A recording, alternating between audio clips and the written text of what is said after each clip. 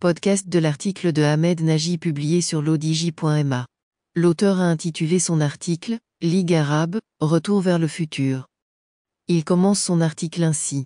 Les pays arabes, divisés sur maints sujets, parviennent, cependant, à se mettre d'accord sur des points essentiels, explicités dans la déclaration d'Alger.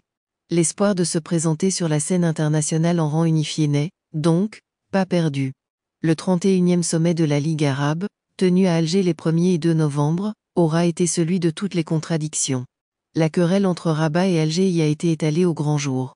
La délégation marocaine a été mal accueillie en Algérie, en rupture avec les normes protocolaires, et les médias marocains ont été interdits de couvrir l'événement.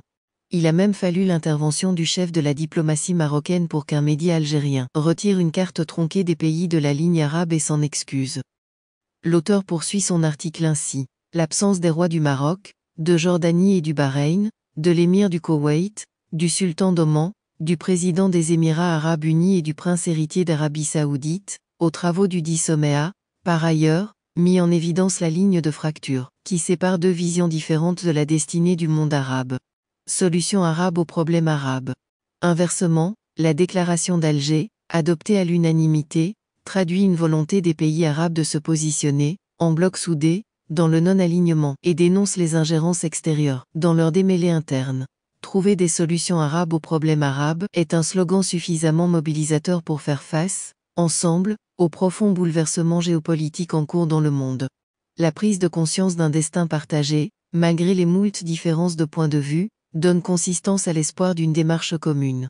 Ingérence étrangère. En appelant à faire du Moyen-Orient une zone dénucléarisée, les pays arabes désignent ainsi clairement autant l'Iran qu'Israël comme étant des menaces pour la paix dans la région. Téhéran et Tel Aviv seront sûrement vexés d'être comparés l'une à l'autre et mises sur un même pied d'égalité. Mais une telle approche a l'avantage de rapprocher les positions différenciées des pays arabes. Ces derniers soutiennent ensemble, et sans équivoque, le droit du peuple palestinien à un État indépendant et souverain, avec Al-Quds pour capitale. L'accusation portée contre les pays signataires des accords dits d'Abraham se révèle, de la sorte, dénuée de toute pertinence. L'auteur ajoute ainsi. Réel défi. Bien que ne partageant pas la même approche envers les conflits en Syrie, en Libye et au Yémen, les pays arabes conviennent, néanmoins, qu'il s'agit de trouver des solutions politiques à ces luttes fratricides de manière à garantir leur unité et leur souveraineté. Sans désigner nommément l'Iran dans la déclaration d'Alger, son rôle trouble dans le monde arabe est formellement dénoncé.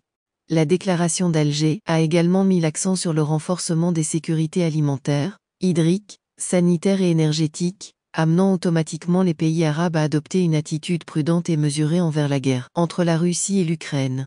Non-alignement. Les pays d'Afrique du Nord, en effet, dépendent énormément, pour leurs approvisionnements en céréales et engrais, de ces deux pays en conflit. Il s'agit, alors, de ne froisser aucun des deux belligérants. De même que le soutien affiché aux pays arabes producteurs de pétrole et membres de l'OPEP+ est là pour rappeler aux États-Unis que le monde arabe n'a aucune raison de se sentir concerné par la lutte d'influence que les pays occidentaux mènent contre la Russie et la Chine.